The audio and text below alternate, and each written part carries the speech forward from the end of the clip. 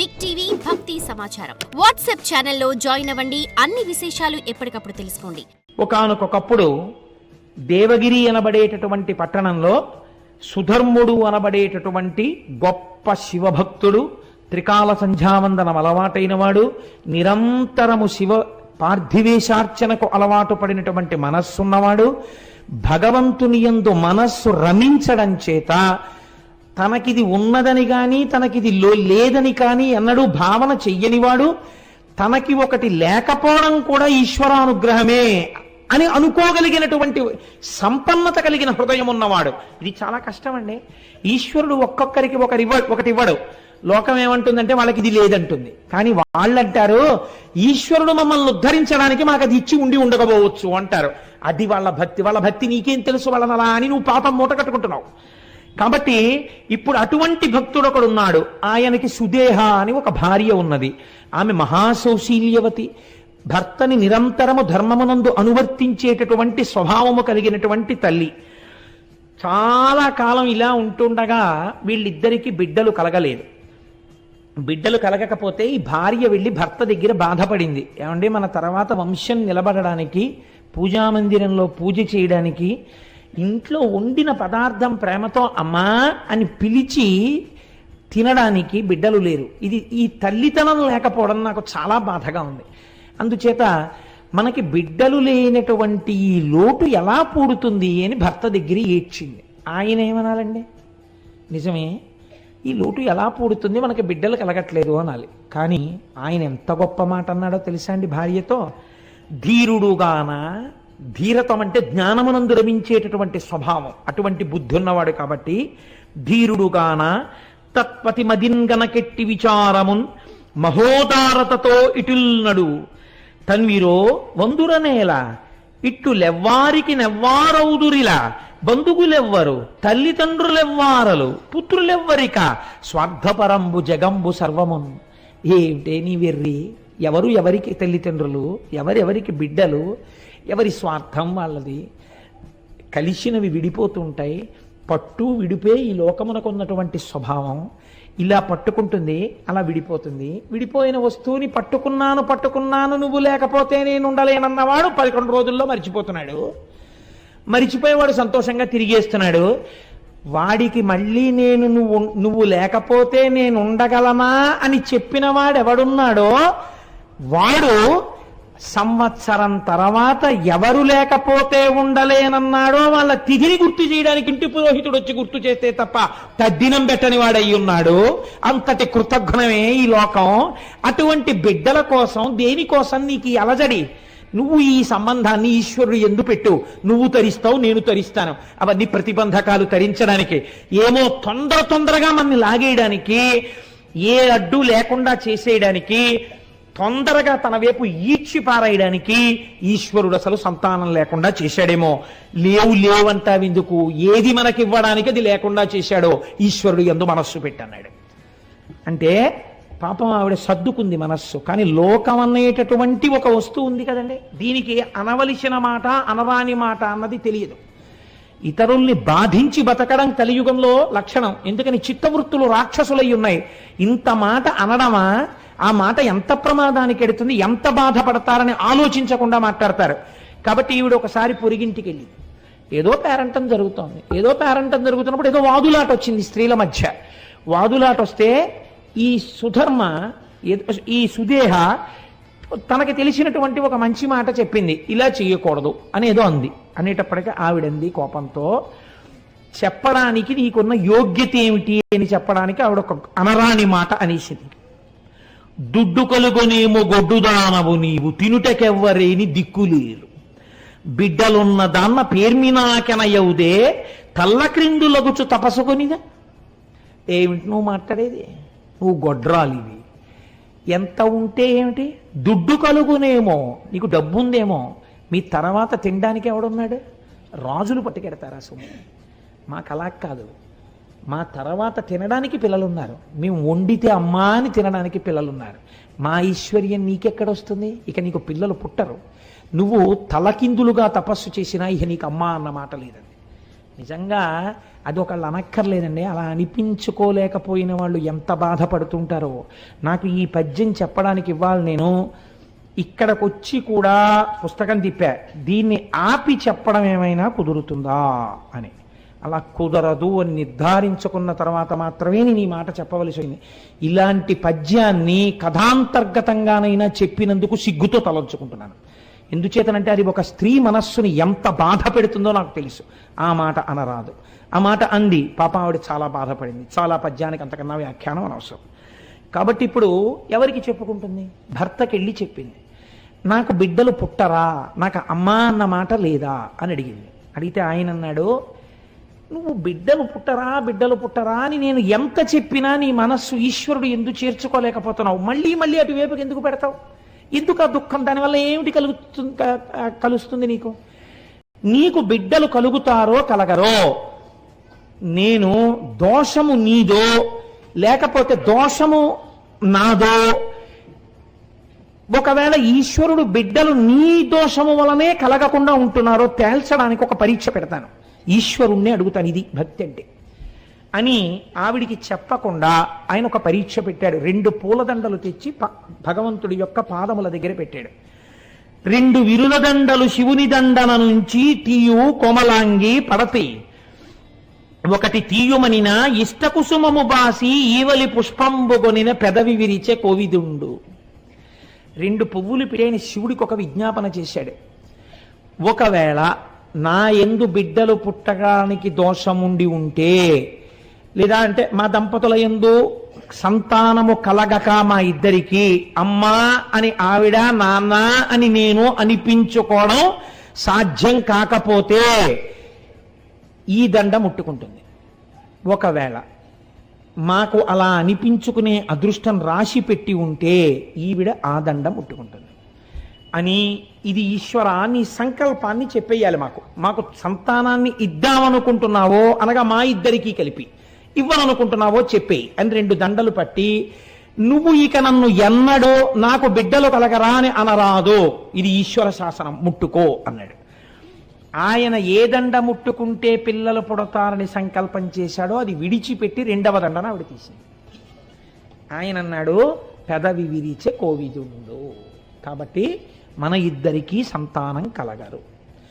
ఇంకా నువ్వు ఈ ప్రశ్న నన్ను వెయ్యవద్దు, నువ్వు చక్కగా సంతోషంగా ఈశ్వరుడు యందు మనస్సు పెట్టుకో అంటే ఆవిడంది, అలా వీల్లేదు, నాకు కొడుకు పుట్టకపోయినా నాకు బాధ లేదు, నేను అమ్మా అని పిలిపించుకోవడానికి మీరు ఇంకో పెళ్లి చేసుకోండి, ఆమె వలన సంతానం కలుగుతారు కదా, కలిగినప్పుడు నన్ను అమ్మా అని పిలిస్తే నాకు చాలు, కాబట్టి మీరు పెళ్లి చేసుకోండి అంటే ఆయన అన్నాడు, ఇది చెప్పినంత తేలిక కాదు, ఇది ఒకనాడు నీ యందు పినుభూతమై కూర్చుంటుంది.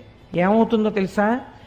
అనవిని ఇప్పుడు ఇట్టులే నీవనెదవు వేరోర్తి పెండ్లి ఆడిన సవతిన్గని పోరుసేతువెంతయు అనుమానము లేదు పెండ్లి ఆడను మరలన్. నాకు సంతానం అక్కర్లేదే, ఈశ్వరుడు ఉన్నాడు చాలు. ఇప్పుడు ఇలా అంటావు, నిజంగా రేపు నేను వేరొక స్త్రీని వివాహం చేసుకుని ఆమె వలన నాకు బిడ్డలు కలిగితే నీ యందు అసూయ ప్రబలుతుంది, పెద్ద గొడవలవుతాయి, మనశ్శాంతి పోతుంది, శాంతి లేని చోట ఈశ్వరోపాసన ఉండదు, కాబట్టి నేను పెళ్లి చేసుకోనన్నాడు. ఆవిడ చచ్చిపోతానన్నంత హఠం చేసేసింది. నువ్వు చేసుకుని తీరవలసిందే. ఆవిడ మాట కాదనలేక ఆవిడ చెల్లెల్ని వివాహం చేసుకున్నాడు. ఆ చెల్లెల్ని వివాహం చేసుకున్నాడు, ఆమె పేరు గుష్మ అనబడేటటువంటి స్త్రీని వివాహం చేసుకున్నాడు. సంతోషంగా కాలం గడుస్తోంది. ఆవిడకి ఒక లక్షణం ఉంది, ఏది ఇంట్లో జరిగినా ముందు అక్కగారికే చెప్పేది. భర్త కూడా పెద్ద భార్యని గౌరవించి మసలుతున్నాడు. ఆవిడ ప్రతిరోజు కూడా 101 పార్థివలింగములకు అర్చన చేసేది. అర్చన చేసి పూజ అయిపోయిన తర్వాత 101 శివలింగాల్ని తీసి ఒక సరోవరంలో కలుపుతూ ఉండేది ఆవిడ. అదొక నుయ్యని మీరు అనుకున్నా పెద్ద దోషం ఏం లేదు, ఒక విశాలమైన సరోవరం కలుపుతూ ఉండేది. ఇలా ఆవిడ 3 సంవత్సరములు 101 శివలింగాల్ని ఆరాధన చేసింది. ఇప్పుడు ఆవిడ చేసిన శివ పూజ వలన ఆయనకి కూడా నాన్న అని పిలిపించుకునే అదృష్టం వచ్చి ఒక చిత్రం జరిగింది. అంటే 101 శివలింగాల్ని 30 రోజులు పూజ చేస్తే 30 రోజులు పూజ చేయడానికి ఒక స్త్రీకి అధికారం ఉండదు కాబట్టి కొద్ది రోజులు తగ్గితే దగ్గరగా 3000 దగ్గరలో అవుతాయి. 3 ఏళ్లు పూజ చేస్తే ఇంటూ 36. మామూలుగా అయితే 1,09,080 శివలింగాల్ని పూజ చేయాలి. అంటే దగ్గరగా 1,00,000 పూర్తవగానే ఆవిడ గర్భాన్ని ధరించింది. అంటే అంత పాపం ఇంత అర్చనతో పూర్తయింది, విరిగిపోయింది. ఇప్పుడు ఆవిడ 3 సంవత్సరముల తర్వాత గర్భం ధరించి పండులాంటి మగపిల్లాన్ని కంది. ఇంట్లో అందరూ సంతోషంగా ఉంటున్నారు. ఆ పిల్లవాడితో అమ్మ అని పిలిపించారు సుదేహని. ఆవిడ కూడా చాలా సంతోషంగా ఉంటుంది. ఆ పిల్లవాడు పెద్దవాడు అవుతున్నాడు, ఈయన కొడుకు కూడా పుట్టేశాడని ఇంకా భగవంతుడి యందు మనస్సు పెట్టేసుకున్నాడు. నాకు బిడ్డనిచ్చిన వాడెవడో వాణ్ణి, ఆ బిడ్డని కూడా రక్షిస్తాడు, చాలు కొడుకు కూడా పుట్టాడు, ఇంకా ఏమిటి, మెల్లిగా మనస్సును ఈశ్వరుడు యందు చేర్చేయాలని ఈవిడ రోజు 101 శివలింగాల్ని ఆరాధన చేయడం అలాగే చేస్తాం. ఇలా కొన్నాళ్ళు జరిగిపోతే ఆ పిల్లాడికి యుక్త వయస్సు వచ్చేసింది. వివాహానికి వాడికో సంబంధం చూశారు. మంచి ఐశ్వర్యవంతులైన బ్రాహ్మణుల యొక్క సంబంధం కుదిరింది.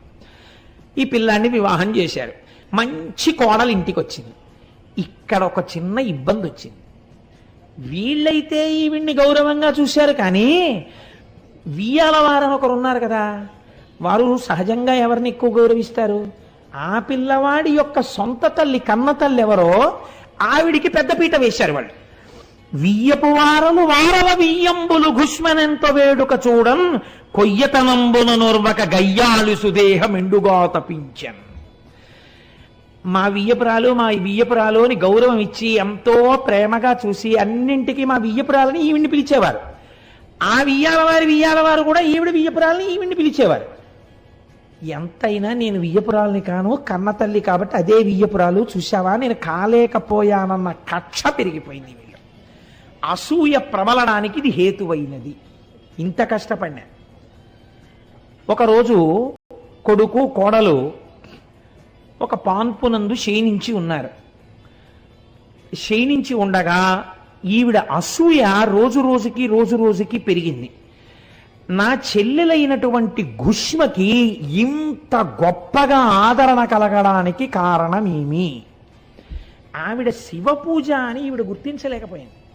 ఆవిడ అనుకుంది ఒక కొడుకు ఉండడమే, ఆ కొడుకే లేకపోతే ఇంత ఆనందంతో ఉన్నటువంటి చెల్లెలు కళ్ళ వెంట నీటిధారలు కారుతుండగా గుండెలు బాదుకుని ఏడిస్తే తప్ప నా అగ్నిహోత్రం చల్లారదు అని ఒక రాత్రి వేళ భార్యతో కలిసి నిద్రపోతున్నటువంటి పిల్లవాడి గదిలోకి వెళ్ళి ఒక కత్తితో ఆ పిల్లవాడిని పొడిచి చంపేసింది. చంపేసి ఆ పిల్లవాడి శరీరాన్ని కోసేసింది, ముక్కలుగా కోసేసి ఇవన్నీ కలిపి మూట కట్టింది. అంటే ఎంత భావనా వ్యగ్రతని పొందేసిందో చూడండి. ఇంకా ఇవి మూట కట్టి తీసుకెళ్ళి రోజు శివార్చన చేసి నీటిలో కలుపుతుంది కదా, దీని బతుకు బయటికి రావాలని తీసుకెళ్లి ఆ శివలింగాల్ని కలిపే చోట నీళ్లలో ఈ శరీరం ముక్కలు పారేసింది. తెల్లవారింది. పాపం ఆ పిల్ల ఇంకా చిన్నపిల్ల, కోడలు అష్టవర్షేత్ భవేత్ కన్యా అని కదా, ఏదో 12 ఏళ్ళు ఉంటాయేమో, 13 ఏళ్ళు, గుర్రు పెట్టి నిద్రపోతోంది శుభ్రంగా చక్కగాను. తెల్లవారింది, లేచింది. ఈలోగా తెల్లవారకట్ట లేచి నదీ తీరానికి వెళ్ళిపోయాడు. ఆయన సంధ్యావందనం చేసుకుని ధ్యానం చేసుకోవడానికి గుళ్ళో. ఈవిడేమో కూర్చుని 101 లింగాల్ని అర్చన చేస్తోంది. ఆ పిల్ల నిద్ర లేచి చూసింది, తన ఒంటి మీద పక్క మీద నెత్తురు అట్టలు కట్టేసి ఉంది. తన భర్త శరీరంలో కొన్ని భాగాల యొక్క ముక్కలు మంచం మీద పడున్నాయి. ఆవిడిది చూసి గొల్లుని ఏడుస్తోంది కోడలు. సుదేహ గబగబా లోపలికెళ్ళి చూసి అయ్యో కొడుకు పోయాడమ్మా అని ఈవిడ కూడా ఏడుస్తూ ఈ ఘుష్మ ఏడవదే అని చూస్తోంది. ఈ ఘుష్మ శివార్చన చేస్తోంది. ఆవిడంది, ఎవడా బిడ్డలనిచ్చాడో వాడా బిడ్డకి రక్షకుడు, వాణ్ణి ఆయన రక్షిస్తాడు, వాడు ఎక్కడున్నా రక్షింపబడతాడు, వాణ్ణి కోసినా కాల్చినా చంపినా వాడు బ్రతికి తీరుతాడు, వాడు రక్షిస్తుండగా నేను వీడి పూజ ఎందుకు ఆపాలి? నేను వీణ్ణి నమ్మి ఈ పూజ చేస్తానని 101 శివలింగాలకి పూజ చేసి 101 శివలింగాల్ని ఆ పార్థివలింగాల్ని తీసి నూతిలో వేద్దామని వెళ్ళింది. నూతులో వేద్దామని వెళ్ళి శివలింగాల్ని వేసి చూసేటప్పటికి కొడుకు శరీర భాగాలు నీటి మీద తేలుతూ కనపడ్డాయి. చిత్రం ఏమిటో తెలుసా అండి, ఆవిడ ఏమీ అనలేదు. చాలామంది దీన్ని మార్చి రాశారు, మూలంలో అలా లేదు. ఆవిడ మనస్సులో ఏ అక్కసు కలగలేదు. ఒకవేళ ఒక చెట్టు నీళ్లు పోస్తే తాను ఒక మొగ్గ వేసింది, ఆ చెట్టే దాన్ని పువ్వు చేసింది. ఆ చెట్టే మరునాడు ఉదయం తన పాదాల దగ్గరికే ఆ పువ్వుని ఒడిచిపెట్టేసి తొడిమ నుంచి తన కాళ్ళ దగ్గర పడిపోయేటట్టు చేసింది.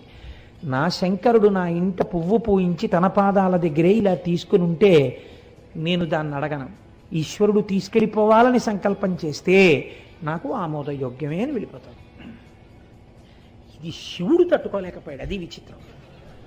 ఈ భక్తిని శివుడు భరించలేకపోయాడు. భరించలేక అమ్మా అమ్మా అంటూ పిల్లవాడు వచ్చేసాడు. వచ్చేసి వాడు అన్నాడు, ఈవిడ అడగలేదు. వచ్చి అమ్మా నన్ను పెద్దమ్మ చంపేసిందమ్మా, కత్తి పెట్టి పొడిచిందమ్మా, నాకు తెలివి వచ్చేటప్పటికి ఇంకా పొడిచేసింది, నా శరీరాన్ని కోసి తెచ్చి ఇందులో పారేసిందమ్మా, పెద్దమ్మ చంపింది, శివుడు బతికించాడమ్మా నన్ను నీ పూజకి అన్నాడు. ఆవిడంది మీద వేలేసుకుంది, ముక్కు మీద వేలేసుకుని యవనిదయన్ కొడుకేర్పడ అవికల కృపుడతడే సాకు అర్భకు భక్తోత్సవకరుండని పేరొందిన శివుడు మహాకాలమూర్తి సిద్ధం బిందున్. గురే నిన్ను కాపాడినటువంటి వాడే మహాకాలుడు, వాడే తీసుకెళ్లగలడు, వాడే బ్రతికించగలడు, వాడు నిన్ను రక్షించాడు.